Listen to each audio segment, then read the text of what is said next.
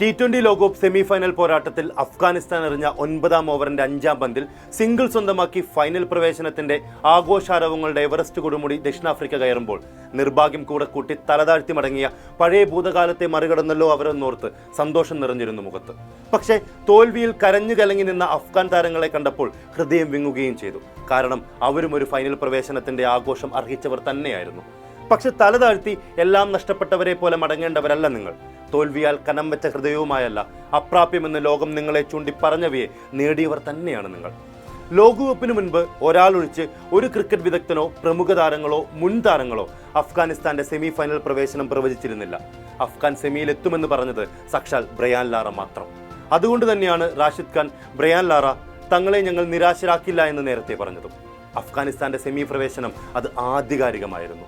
സെമിയിലേക്കുള്ള യാത്രയിൽ ന്യൂസിലാൻഡിനെ വീഴ്ത്തി അവർക്ക് നാട്ടിലേക്കുള്ള മടക്ക ഫ്ലൈറ്റ് നേരത്തെ പിടിക്കാൻ അവസരം നൽകി അഫ്ഗാനിസ്ഥാൻ. സൂപ്പർ 8 പോരാട്ടത്തിൽ മനസ്സിൽ കരുതി വെച്ച 2023 ഏകദിന ലോകകപ്പിന്റെ കണക്ക് തീർക്കൽ ഗംഭീരമായി പൂർത്തിയാക്കി ഓസീസിനെ വീഴ്ത്തി അഫ്ഗാനിസ്ഥാൻ. ഇന്ത്യയിൽ നടന്ന ഏകദിന ലോകകപ്പിൽ ഒരു ഘട്ടത്തിൽ വിജയം നേടുമെന്ന് തോന്നിച്ചെടുത്തു നിന്ന് ഓസ്ട്രേലിയയോട് അഫ്ഗാൻ തോൽവി വഴങ്ങിയിരുന്നു. അന്ന് മാക്സ്വെല്ലിന്റെ ലോകകപ്പ് ചരിത്രത്തിലെ ഏറ്റവും മികച്ച ഇന്നിംഗ്സിലൂടെയായിരുന്നു ഓസീസിന്റെ വിജയം. സൂപ്പർ 8 അവസാന പോരാട്ടത്തിൽ ബംഗ്ലാ കടുവകളെ നേരിടുമ്പോൾ ഒരു വിജയം സമ്മാനിക്കുന്നത് സെമി ഫൈനലിലെ സീറ്റാണെന്ന് ഉറപ്പായതുകൊണ്ട് തന്നെ വർദ്ധിത വീര്യത്തോടെ പോരാടി അഫ്ഗാനിസ്ഥാൻ. അവരത് അവസാനം നേടുകയും ചെയ്തു. ചരിത്രത്തിലാദ്യമായി ഒരു ലോകകപ്പ് സെമി പ്രവേശനം. പക്ഷേ ഒന്ന് പോരാടാൻ പോലും അവസരം നൽകാതെ അഫ്ഗാനിസ്ഥാനെ തകർത്തു കളഞ്ഞു സെമി ഫൈനലിൽ ദക്ഷിണാഫ്രിക്ക.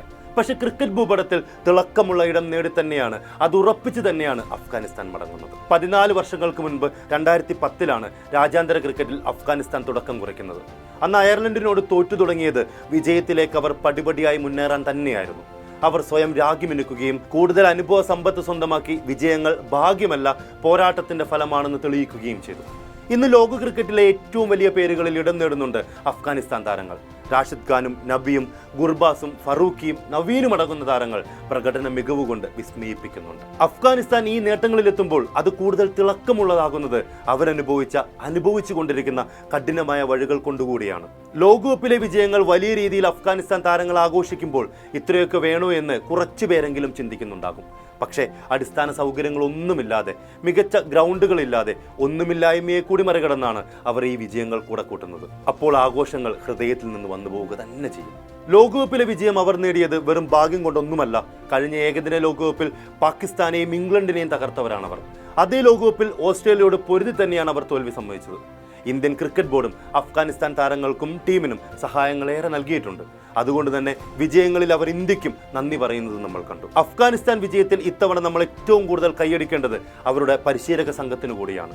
ജൊനാഥൻ ട്രോട്ട് എന്ന മുഖ്യ പരിശീലകൻ അവർക്ക് പറഞ്ഞുകൊടുത്ത വാക്കുകൾ, വിശ്രമമില്ലാതെ അയാൾ അവർക്കൊപ്പം നിന്നതും, ഇതെല്ലാം അഫ്ഗാനിസ്ഥാൻ വിജയത്തിന് വലിയ സഹായകരമായി. ലോകകപ്പിന്റെ തൊട്ടു മുൻപാണ് ബൗളിംഗ് പരിശീലകനായി വെസ്റ്റ് ഇൻഡീസിന്റെ സ്വന്തം ബ്രാവോയെ അഫ്ഗാൻ കൂടെ കൂട്ടുന്നത്. അയാൾ അവരിൽ ഒരാളായി മാറുകയും ബൗളിംഗ് തന്ത്രങ്ങൾ ഓതിക്കൊടുക്കുകയും അഫ്ഗാൻ വിജയത്തിൽ അതിനിർണായകമായ സാന്നിധ്യമാവുകയും ചെയ്തു. പല മത്സരങ്ങളിലും അഫ്ഗാനിസ്ഥാൻ ബാറ്റർമാർ തകരുമ്പോൾ ബൗളിംഗ് കരുത്തിലാണ് അഫ്ഗാനിസ്ഥാൻ വിജയം സ്വന്തമാക്കിയത് എന്നത് ബ്രാവോ എന്ന പരിശീലകന്റെ മികവിനെ കൂടി അടയാളപ്പെടുത്തുന്നുണ്ട്. ഈ ലോകകപ്പിൽ ഏറ്റവും കൂടുതൽ വിക്കറ്റ് നേട്ടം ഉണ്ടാക്കിയവരിൽ ഒന്നാമത് അഫ്ഗാനിസ്ഥാൻ സ്ഥാനം ഫറൂഖിയാണ്. റാഷിദ് ഖാൻ 3ാമതും നവീൻ ഉൽ ഹഖ് 5ാമതുമാണ്. ഏറ്റവും കൂടുതൽ റൺസ് നേട്ടം ഉണ്ടാക്കിയവരുടെ കൂട്ടത്തിൽ നിലവിൽ ഗുർബാസ് 1ാം സ്ഥാനത്ത് നിലകൊള്ളുന്നു. ഇബ്രാഹിം സർദാൻ 3ാമതും.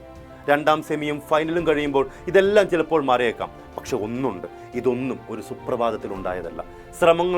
നിരന്തരമായ ശ്രമങ്ങളുടെ ഫലം തന്നെയാണ്. ലോകത്തിന്റെ വിവിധ കോണുകളിൽ ഫ്രാഞ്ചൈസി ക്രിക്കറ്റ് ലീഗുകളിൽ മത്സരിച്ച് അഫ്ഗാനിസ്ഥാൻ താരങ്ങൾ അതിലൂടെ നേടിയ അനുഭവ സമ്പത്തും അവരുടെ T20 ക്രിക്കറ്റിലെ മുന്നേറ്റത്തിന് അടിസ്ഥാനമായി മാറിയിട്ടുണ്ട്. ഇനിയും അഫ്ഗാനിസ്ഥാൻ T20 ക്രിക്കറ്റിൽ വിജയം നേടുമ്പോൾ അത് അട്ടിമറി വിജയമാണെന്ന് പറയുന്നത് അവസാനിപ്പിച്ച് മറിച്ച് അഫ്ഗാൻ വിജയം നേടി എന്ന് മാത്രം നമുക്ക് പറയാം. T20 ക്രിക്കറ്റിലെ അവരുടെ കുതിപ്പ് ഏകദിനത്തിലും ടെസ്റ്റിലും കൂടുതലായി തുടരേണ്ടതുണ്ട്. കൂടുതൽ അടിസ്ഥാന സൗകര്യങ്ങൾ ഉണ്ടാകുമ്പോൾ, കൂടുതൽ മികച്ച അവസരങ്ങൾ ലഭിക്കുമ്പോൾ അവർ കൂടുതൽ കരുത്തു തെളിയിക്കുമെന്ന് ഉറപ്പാണ്. കാത്തിരിക്കാം കൂടുതൽ അഫ്ഗാൻ വിജയങ്ങൾക്ക്.